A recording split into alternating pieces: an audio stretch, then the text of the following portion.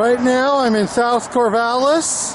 It's Black Friday, it's chilly, and I'm heading south out of town.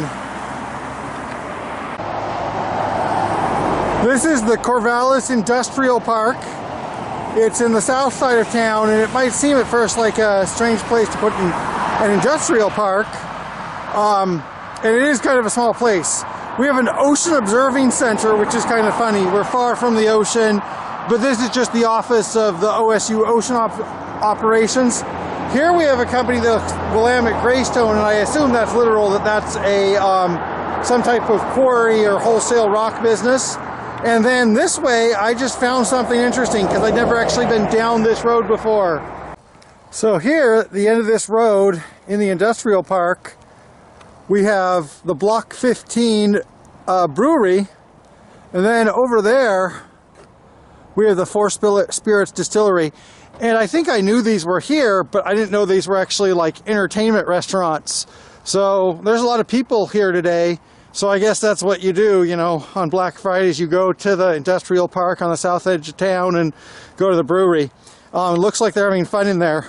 So, you know, this industrial park has all the basic ingredients an industrial park needs: an ocean observing center, a rock wholesaler, a brewery, and a distillery. There is a few more things, and there's a lot of empty lots, so there might be more stuff being built here. You also have to be careful in places like this, because even here in the city, what we have here is we have some very type of fierce jungle predator. Looks like a puma, you know, and it's just sitting there in ambush, waiting to tear me limb from limb. So I'm going to be really careful. When you see a fierce jungle cat, you have to look big and you have to back up slowly. So I'm going to back away from the fierce jungle cat. So this road just ends at a field, but somewhere over in this direction, we're going to see this over here, and why this industrial park is where it is. But before we do that, we have to get back on the highway over here. So I'm going to turn around and leave the industrial park. And this is the reason why we have the Corvallis Industrial Park where it is. This is the Corvallis Municipal Airport, and we also have the Airport Industrial Park, which we shouldn't confuse with the Corvallis Industrial Park, which is close to the airport, but not right here. And obviously, I said in a past video, Corvallis Airport is not Chicago O'Hare, but it is an airport, and it's there is kind of like a little industrial zone around it here, South Corvallis, where there's a lot of cheap land. So I'm going to go down this road and see what is here. So maybe this is a trend and I just didn't know about it, but apparently putting your like craft alcohol business inside of like a grimy industrial park down a gravel road is a new trend. Although in this case, maybe this is just like the distillery and there's no commercial side of it. Anyway, so this is the airport in this direction, and looks like there's not a lot. There's just some buildings and then the airport.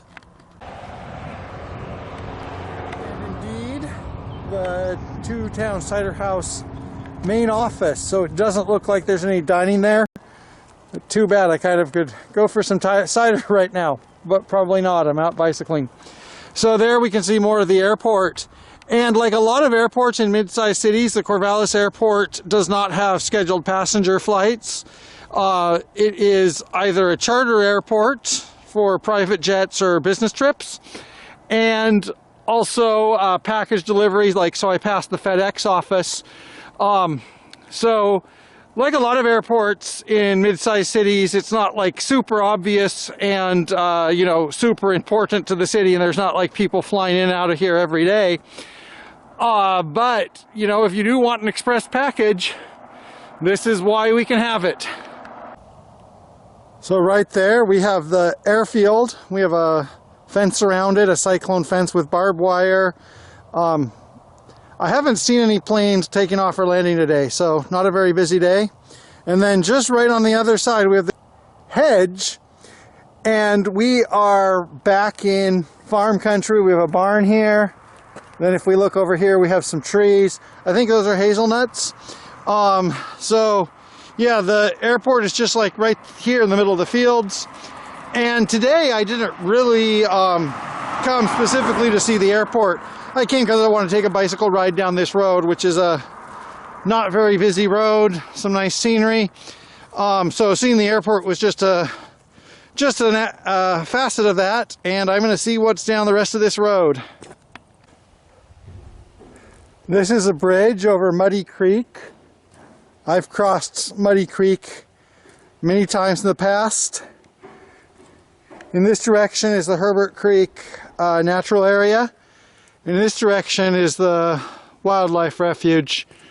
And as you can see, not only is it a muddy creek, which makes sense, it's also a polluted creek. There's a lot of pop or probably beer cans floating in there, which is unfortunate. It looks like there's some type of chair down there. Don't think that'd be the most relaxing and comfortable place to sit, especially not today. So I'm gonna get on my bicycle and continue on my ride. I'm at the junction of Bell Fountain Road. This was the road I walked back on last December and January. And today I'm crossing it because when I walked down it, I crossed Airport Road and I wondered, what is on down Airport Road? And it continues this way. I think it changes its name, but it's still basically Airport Road. So I'm just going to ride down that because it will hopefully continue to be, you know, it's a quiet ride with lots of great scenery. So I've reached the junction of Airport Road with Fern Road, and it is still called Airport Road, and it continues to be Airport Road in that direction.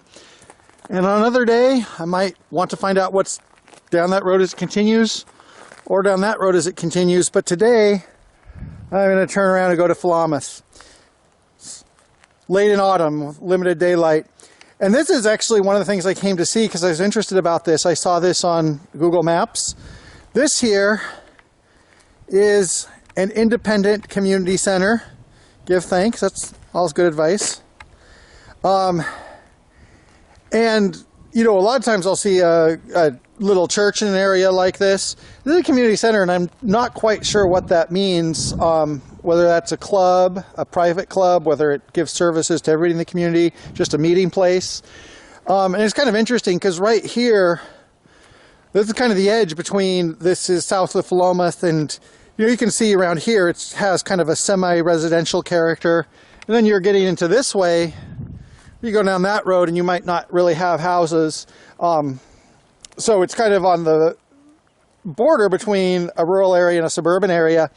And at one time, who knows how far in the past, this little intersection here, this little junction crossroads, maybe there was like an actual like independent community here that was separate from Philomath. And now, you know, most of these people are probably just in Philomath, even though they're a couple miles outside, and really even in Corvallis, because, you know, a lot of the people here, when they want to go grocery shopping, they're going to drive all the way to Corvallis, which is only 4 or 5 miles, 6 or 7 miles, something like that. So I'm interested, you know, what was the genesis of this? When I get home, I might go do some research on that website. But for now, look at that sky is getting darker, getting cloudier. So I'm going to get home before it starts raining, I hope. I guess I'm a little bit further out than I thought I was, but not terribly far. And it's not raining yet.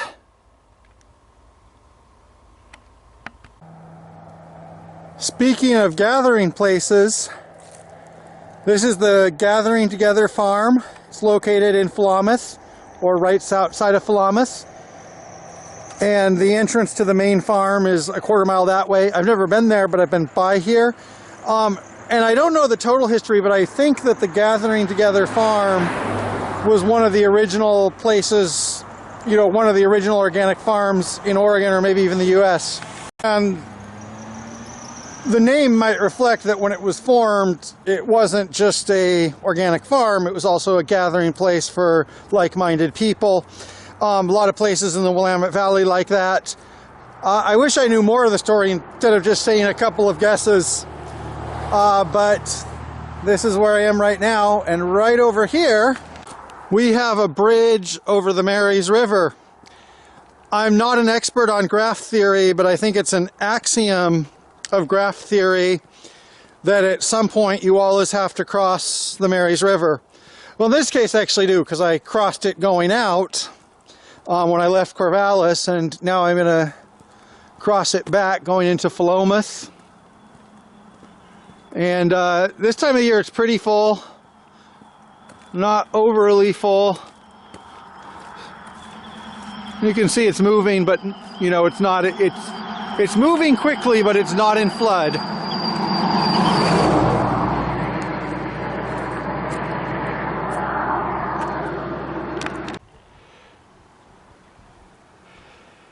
And there's no way to get down there, and probably be a bad idea anyway.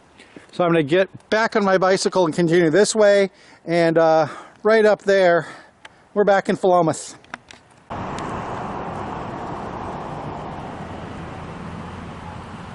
I'm back in Philomath, and in fact I'm about to leave Philomath. On another day, I might have more to say, see some stuff in Philomath. It's been a while since I've done a video just about Philomath. But today, like you can see, those clouds look like they're preparing to rain. It gets dark early, so right now I'm just going to go home and I'm just going to be seeing stuff I've already seen. I am in Newton Creek Park in Philomath, about to leave Philomath and get on the bike trail. That's not actually what I wanted to say though. What I wanted to say is I always have to defend Oregon against this calumny that it's always super rainy. So today, you know, this is more typical of December, is like we're overcast. It is going to drizzle. It might rain a little bit later. But you know, even at the rainiest time of year, November, December, January, I can still get out and enjoy a couple hours. That's not super cheery, it's kind of gray, but not all is rain in Oregon, even during the rainy season. I just have to point that out yet again. Back in Corvallis, walking down the path, pretty close to home. One final thought. In 2021, I rode my bicycle more, and I had a lot of videos of me going on bicycle trips close to Corvallis, which at the time nobody was watching. Go back and watch them. In 2022, because the pandemic improved, it was a lot easier and safer to travel. So this year I've been going to, you know, places on buses and trains around the Willamette Valley. And another thing about those is those usually have a specific destination that might be of interest to other people. What does Yachats look like?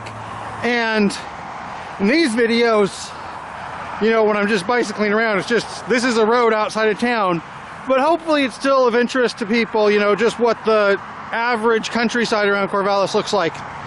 And in 2023, who knows where I'll be going or how I'll be getting there. Stay tuned.